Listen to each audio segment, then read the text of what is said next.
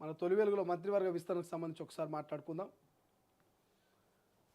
Yes, ఒక మంత్రికి పదవి గండం, పలువురు శాఖల్లో మార్పులు, కొత్తగా 5గురికి అవకాశం. నేడు ఢిల్లీకి రేవంత్ బట్టి.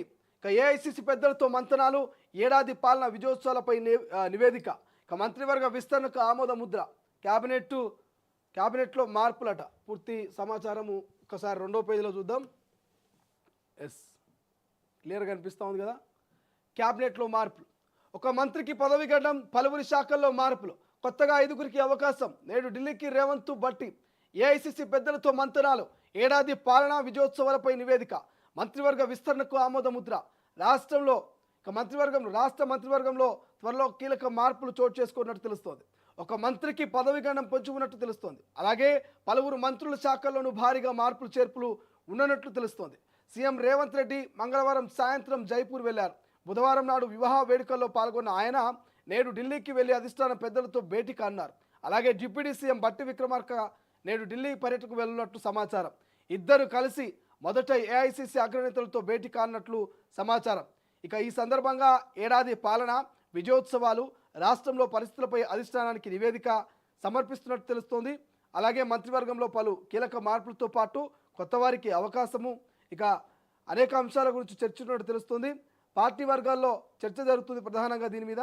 అయితే సోమవారం నుండి అసెంబ్లీ సమావేశాలు తిరిగి ప్రారంభం కానున్నాయి. ఈ నేపథ్యంలో అసెంబ్లీ సమావేశాలు ముగిసేలోపే మంత్రివర్గ విస్తరణ చేపట్టేందుకు సీఎం రేవంత్ సర్కార్ ఆలోచిస్తున్నట్టుగా గాంధీభవన్ వర్గాల్లో చర్చ జరుగుతుంది.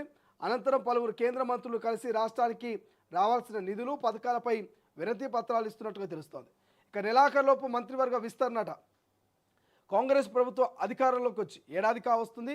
2023 డిసెంబర్ 7 నుంచి రేవంత్ సీఎంగా మరొక 11 మంది మంత్రులుగా కొనసాగుతున్నారు. అయితే శాసనసభలో సభ్యుల సంఖ్యను బట్టి క్యాబినెట్లో మరొక 6గురికి మంత్రి పదవులు ఇవ్వాల్సి ఉంది. కొత్త మంత్రివర్గం ఏర్పడే 2-3 నెలల్లో పూర్తి స్థాయి క్యాబినెట్ విస్తరణ ఉంటుందంటూ అందరూ భావించారు. కానీ వెంటనే పార్లమెంట్ ఎన్నికలు రావడంతో మంత్రివర్గ విస్తరణకు బ్రేక్ పడింది. ఆ తర్వాత శ్రావణ మాసం కావడంతో మంచి రోజులు లేవంటూ అప్పుడు మంత్రివర్గ విస్తరణకు బ్రేక్ పడినట్లు కాంగ్రెస్ నేతలు చెప్పుకున్నారు. ఇక రేవంత్ ఢిల్లీ పర్యటనకు వెళ్లిన ప్రతిసారి క్యాబినెట్ విస్తరణ జరుగుతున్నట్టు, ఇదే విషయంపైన హైకమాండ్తో చర్చలు జరుగుతున్నాయన్న వార్తలు చక్కర్లు కొట్టాయి తప్ప ఈ దిశగా చర్చ జరగలేదు. సో ఢిల్లీ మీడియా సమావేశంలో రేవంత్ రెడ్డి కీలక ప్రకటన చేసింది తెలిసిందే. అయితే ఏడాది పాటు హోంమంత్రి వంటి కీలక శాఖల మంత్రి లేకుండానే కాంగ్రెస్ ప్రభుత్వం పాలన సాగిస్తుంది. 5 ఏళ్ల కాలపరిమితిలో ఇప్పటికే ఒక ఏడాది పూర్తయింది. మరో 4 ఏళ్ళు 4 ఏళ్ళు మాత్రమే అధికారంలో కాంగ్రెస్ పార్టీ కొనసాగనున్న నేపథ్యంలో మంత్రి పదవి ఆశిస్తున్నటువంటి ఆశాభావులు తమ వంతు ప్రయత్నాలు ప్రారంభించారు. ఏడాది పాలన పూర్తి కావడం, డిసెంబర్ 9వ తేదీ వరకు పాలన విజయోత్సవాలు, తెలంగాణ తల్లి విగ్రహావిష్కరణ, తెలంగాణ జాతీయ గీత ఆమోదం వంటి కీలక అంశాలు పూర్తి కావడంతో ఇక మంత్రివర్గ విస్తరణ ఉండదన్న వార్తలు గాంధీభవన్లో చక్కెర కొడుతున్నాయి. ఈ దిశగా ఇప్పటికే ఆశావాహులు తమ వంతు ప్రయత్నాలు చేస్తున్నారు. రేవంత్ సహా హైకమాండ్ ముఖ్య నేతలను పట్టే పనిలో ఉన్నారట. ఇక 4 మాత్రమే భర్తీ అట. అయితే ఈ మంత్రివర్గ విస్తరణలో మొత్తం 6 పదవులు భర్తీ చేయకుండా కేవలం 4గురికి మాత్రమే అవకాశం కల్పించే ఆలోచనలో సీఎం రేవంత్ ఉన్నట్టు తెలుస్తోంది. మిగిలిన 2 మంత్రి పదవులను మునుముందు అవసరాలను బట్టి భర్తీ చేసేలా అధిష్టానాన్ని ఒప్పించినట్లు తెలుస్తోంది. త్వరలో బీఆర్ఎస్ నుంచి కాంగ్రెస్ పార్టీలోకి భారీ చేరికలు ఉంటాయంటూ టీపీసీ చీఫ్ మహేష్ కుమార్ గౌడ్ ఇటీవల పదే ప్రకటనలు చేస్తున్నారు. అలాగే బీఆర్ఎస్ ఎల్పీని కాంగ్రెస్లో విలీనం చేసేందుకు సీఎం రేవంత్ మొదటి నుంచి కసరత్తు చేస్తున్నారు. ఇప్పటికే దాదాపు 10 మంది ఎమ్మెల్యేలు బీఆర్ఎస్ను వీడి కాంగ్రెస్ పార్టీలో చేరారు. అయితే కొత్త ఏడాదిలో మరికొందరు ఎమ్మెల్యేలు పార్టీ మారేందుకు సిద్ధంగా ఉన్నట్టు తెలుస్తోంది. ఈ నేపథ్యంలో వారిలో ముఖ్యమైన వారికి మంత్రి పదవులు కేటాయించినట్లుగా తెలుస్తోంది. అందుకోసము 2 మంత్రి పదవులు ఖాళీగా ఉంచినట్లు కాంగ్రెస్ నేతల్లో చర్చ జరుగుతోంది. అయితే ప్రస్తుతం 4 పదవులు ఎవరికి కేటాయిస్తారన్నది సస్పెన్షన్గా మారింది. మంత్రి పదవి కోసం ఆశావాహులు భారీ సంఖ్యలోనే ఉన్నట్టు తెలుస్తుంది. ఈ నేపథ్యంలో అవకాశం దక్కని జిల్లాలపైన సీఎం రేవంత్ ప్రధానంగా ఫోకస్ చేసినట్టుగా తెలుస్తుంది. ఆ జిల్లాల నేతలకు ఈసారి క్యాబినెట్లో అవకాశాలు దక్కనట్లుగా ప్రచారం జరుగుతోంది. ఎస్, ఒకసారి మంత్రివర్గ విస్తరణ గురించి మనం మాట్లాడుకుంటే క్లియర్గా మీకు ఇప్పటికే మనం మొత్తం ఎక్స్ప్లెయిన్ చేసుకున్నాం, మొత్తం చదువుకున్నాం. సో అందులో అర్థమైపోయి ఉండొచ్చు. మంత్రివర్గ విస్తరణ మీద ఈ ఏడాది కాలం మొత్తం కూడా ప్రచారం జరుగుతూ వచ్చింది. సో ఏంటంటే ప్రభుత్వం పగ్గాలు చేపట్టిన తర్వాత, సో అధికార కాంగ్రెస్ పార్టీ పగ్గాలు చేపట్టిన 3 నెలల తర్వాత ఖచ్చితంగా మంత్రివర్గ విస్తరణ ఉంటుంది, పూర్తి స్థాయి మంత్రివర్గ విస్తరణ ఉంటుంది అనుకున్నారు. కానీ పూర్తి స్థాయి మంత్రివర్గ విస్తరణ జరగలేదు. కేవలం ముఖ్యమంత్రితో సహా 11 మంది మంత్రులు మాత్రమే క్యాబినెట్లో ఉన్నారు. సో మరి మిగతా 6గురిని ఎప్పుడు మంత్రివర్గంలోకి తీసుకుంటారన్నటువంటి చర్చ గత 9 నెలల నుంచి నడుస్తుంది. అధికారంలోకి వచ్చినటువంటి 3 నెలల తర్వాత ఈ ముచ్చట మొదలైంది. ఇక కంటిన్యూ అయితేనే ఉంది. నెలకొక వార్త, నెలకొక సోషల్ మీడియాలో ప్రచారం. కొందరేమో పార్లమెంట్ ఎన్నికలకు ముందంటారు, ఇంకొంతమంది పార్లమెంట్ ఎన్నికలు అయిపోగానే అంటారు. ఆ తర్వాత శ్రావణ మాసంలో ముహూర్తాలు లేవు, అవి లేవు, ఇవి లేవు, ఇక కథాకారక అని చెప్పారు. ఇదంతా అయిపోగానే దసరా అన్నారు, దసరా అయిపోగానే దీపావళి అన్నారు, దీపావళి అయిపోగానే ఇక లేదు లేదు లేదు ఖచ్చితంగా ఇక డిసెంబర్ మొదటి వారంలో అన్నారు. ఇక లాస్ట్కి వస్తే డిసెంబర్ కూడా వచ్చింది. మళ్ళీ ఇప్పుడు కొత్త కథ ఏమంటున్నారంటే ఇక బట్టి విక్రమార్క, ముఖ్యమంత్రి రేవంత్ ఇద్దరు కూడా ఢిల్లీ పోయిర్రు. ఢిల్లీలో పోయి ఏఐసిసి పెద్దల్ని, అటు రాహుల్ గాంధీని, ఇటు సోనియా గాంధీని, వీళ్ళందరినీ కూడా మల్లికార్జున ఖర్గేని కూడా కాకపడుతున్నారు. మంత్రివర్గ విస్తరణ చేయాలి తెలంగాణలో, అది కూడా అసెంబ్లీ సమావేశాలు ముగియక ముందే. సోమవారం నుంచి మళ్ళీ అసెంబ్లీ సమావేశాలు ఉన్నాయి 16వ తారీఖు నుంచి. సో ఈ అసెంబ్లీ సమావేశాల కంటే ముందే మంత్రివర్గ విస్తరణ చేయాలంటూ గట్టిగా పట్టుబట్టేందుకు ఢిల్లీ పోయిరని మరొక కథనం వచ్చింది. సో ఈసారైనా ఇది కన్ఫామ్ అయితే బాగుండంటూ కాంగ్రెస్ నేతలు ఇక కోట్లాది దేవతలు మొక్కుంటారట. అరే మీడియాలో ఇన్ని కథనాలు వస్తున్నాయి, సోషల్ మీడియాలో ఇంత ప్రచారం జరుగుతున్నది, ముఖ్యమంత్రి గారు పోయిన ప్రతిసారి, ఢిల్లీకి పోయిన ప్రతిసారి ఈసారి మంత్రివర్గ విస్తరణ అనేటువంటి వార్తలు వస్తూ ఉన్నాయి.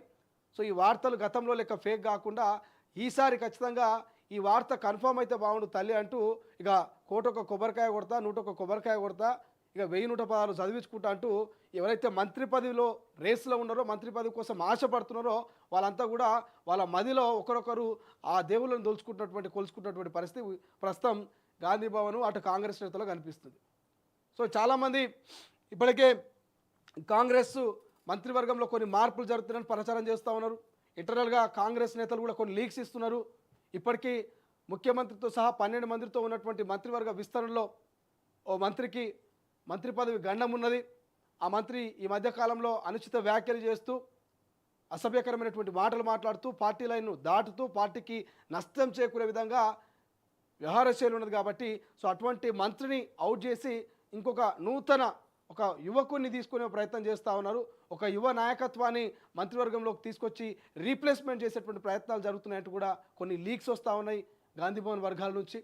సో మరి లీక్లో భాగంగా మీకు అర్థమై ఉండొచ్చు ఈ మధ్య కాలంలో వివాదాస్పదమైనటువంటి మంత్రులు ఎవరు ఏంటనేది ఇక మనం క్లియర్గా చెప్పాల్సిన అవసరం లేదు. మీ అందరికీ తెలుసు గత ఏడాది పాలనలో ఏ మంత్రి ఎక్కువగా వివాదాల్లో తలదాస్తూ ఉంది, వివాదాల వైపు మొగ్గు చూపుతూ ఉన్నదో ఆ మంత్రి అవుట్ అయ్యే అవకాశం అయితే స్పష్టంగా కనిపిస్తుంది. ఇక మంత్రివర్గ విస్తరణ గురించి మాట్లాడితే 6గురికి అవకాశం ఉంది. 6గురిలో 4గురికి మాత్రమే మంత్రివర్గ విస్తరణలో ఛాన్స్ దక్కేటట్టు ఉంది. ఆ 4గురు ఎవరు అనేది చెప్పలేం, ఎందుకంటే ఇప్పటికీ హైదరాబాదు పెండింగ్ ఉంది. హైదరాబాద్ నుంచి ఒకరికి అవకాశము, రంగారెడ్డి ఒకరు, అటు నిజామాబాద్ ఉమ్మడి, ఇక ఆదిలాబాద్ ఉమ్మడి, ఇట్లా చెప్పుకుంటూ పోతే 6 మందికి అవకాశం ఉన్న 4గురు మాత్రమే మంత్రివర్గ విస్తరణలో ఛాన్స్ ఉంది. ఇంకొక 2ని అట్లా హోల్డ్లో పెట్టి తర్వాత వాళ్ళకి అవకాశం ఇచ్చేందుకు ప్రయత్నాలు చేస్తున్నట్టు తెలుస్తుంది రేవంత్ సర్కార్. మరి ఆ 4గురు ఎవరు? చాలా పేర్లు వినిపించినాయి చాలా రోజుల నుంచి కూడా. ఇక హైదరాబాద్ అనగానే ఎవరు లేరు. మరి పార్టీ మారినటువంటిది దానం నాగేందర్కి ఇస్తారా, లేకపోతే మరి హైదరాబాద్ అయినటువంటి ఎమ్మెల్సీ రీసెంట్గా గవర్నర్ కోటాలో ఎన్నికైనటువంటి ఎమ్మెల్సీకి ఇస్తారా?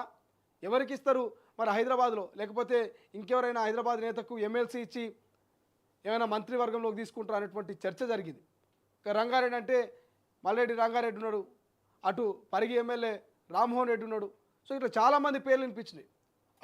అటు నిజామాబాద్ పోతే ఇంకొంతమంది పేర్లు, ఇటు నల్గొండ పోతే కోమటిరెడ్డి రాజగోపాల్ రెడ్డి అని, చెప్పుకుంటూ పోతే ప్రేమ్ సాగర్, మంచిర్యాల పోతే ఇట్లా చెప్పుకుంటూ పోతే చాలామంది పేర్లు వినిపించినాయి. మరి ఎవరికి మంత్రివర్గంలో అవకాశం వస్తుందో చూడాల్సిన అవసరం ఉంది. కానీ ఏది ఏమైనా మాత్రం కొన్ని శాఖల్లో మార్పులు జరగబోతున్నాయి అనేది వాస్తవం. ఖచ్చితంగా కొన్ని శాఖల్లో మార్పులు జరగబోతూ ఉంది. మంత్రివర్గంలో ఓ మంత్రికి పదవి గండం ఉన్నది వాస్తవమే. ఇంకోవైపు 4గురికి అవకాశం అనేది కూడా వాస్తవానికి ఇప్పటికే హోంశాఖ ముఖ్యమంత్రి గారి దగ్గర ఉన్నది, విద్యాశాఖ ముఖ్యమంత్రి గారి దగ్గర ఉన్నాయి. ఈ 2 శాఖలు కూడా చాలా కీలకమైనటువంటి శాఖలు. మీ అందరికీ తెలుసు హోంశాఖ అంటే రాష్ట్ర వ్యాప్తంగా కూడా హోమ్ డిపార్ట్మెంట్ అంతా కూడా హోంశాఖ గ్రిప్లో ఉంటుంది. విద్యాశాఖ అంటే విద్యా వ్యవస్థ గురించి చెప్పాల్సిన అవసరం లేదు. గత కేసీఆర్ ప్రభుత్వంలో విద్యా వ్యవస్థ ఎట్లున్నదో రేవంత్ పరిపాలన కూడా విద్యా వ్యవస్థ సేమ్ అట్లనే ఉండదు. అంతకు పెద్దగా ఏం మెరుగు కాలే. కొత్తగా రిటైర్డ్ ఐఏఎస్ ఆఫీసర్ అక్నూరి మురళి గారిని విద్యాశాఖ కమిషన్గా విద్యాశాఖ కమిషన్ చైర్మన్గా నియమించారు. సో అయినా కూడా వరుస ఫుడ్ పాయిజన్లు, ఇదేదో బట్టగాల్చి బదనాం చేసే ప్రయత్నం అయితే అస్సలు కాదు కాంగ్రెస్ మీద. ఎందుకంటే క్లియర్ కట్గా మీకు అందరికీ తెలుసు.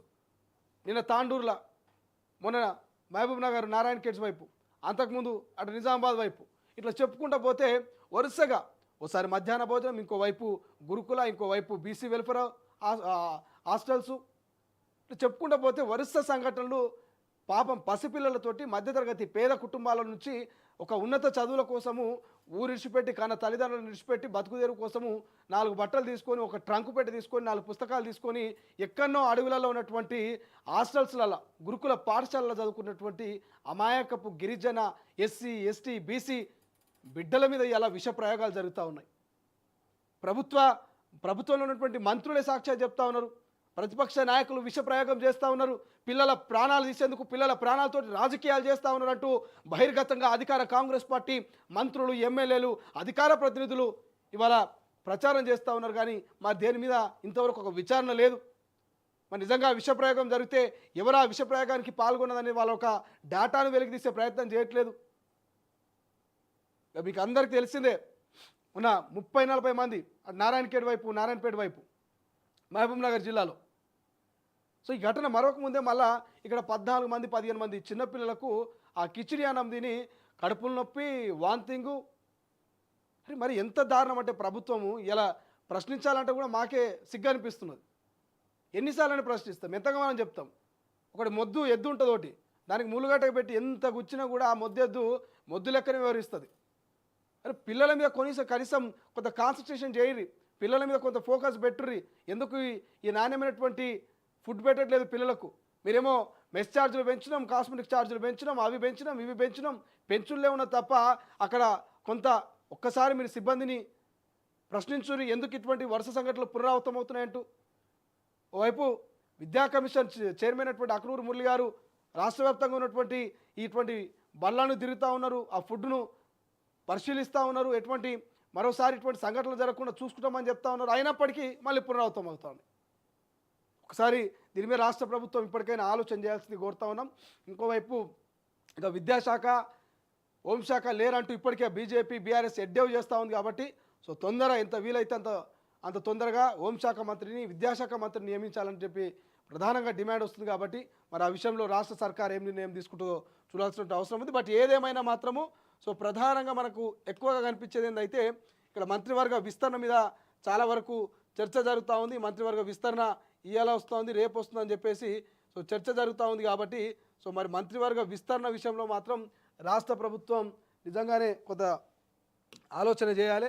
ఎందుకంటే ఒక మంత్రికి పదవి గణం ఉన్నట్టు తెలుస్తోంది, పలు శాఖల్లో మార్పులు ఉండే అవకాశం ఉన్నట్టు తెలుస్తుంది. సో ఓవరాల్గా ఇక ఇప్పటికే వార్తలు గతంలో నుంచి చక్కర్లు కొడతా ఉన్నాయి. కాబట్టి మరి ముఖ్యమంత్రి గారు ఆ మంత్రివర్గ విస్తరణ మార్పు కావచ్చు, ఇతరితర అంశాల గురించి ఎటువంటి నిర్ణయం తీసుకుంటారో ఇమీడియట్గా అనేది మనం ఆలోచన చేయాల్సినటువంటి అవసరం ఉంది. సో దీని మీద చర్చ అయితే పెద్ద ఎత్తున జరుగుతోంది. ఏడాది పూర్తి చేసుకున్నటువంటి రేవంత్ సర్కార్ ఇప్పటికే జై జై తెలంగాణ అంటూ రాష్ట్ర గీతాన్ని కావచ్చు, గేయాన్ని కావచ్చు, ఇటు తెలంగాణ తల్లి విగ్రహ ఆవిష్కరణ కావచ్చు, ఇలా కొత్త పనులు చేస్తూ వచ్చింది. కానీ కొన్ని చిన్న సమస్యల్ని పరిష్కరించలేక నిత్యం వార్తల్లో నిలుస్తూ ప్రతిపక్షాలకు ఇంకా ప్రశ్నించడానికి అవకాశం ఇస్తుంది. మరి దాన్ని మార్చుకుంటే బాగుపడుతుంది, లేకపోతే మనం ఏం చేయలేం. ఇంకొక వార్త చూస్తే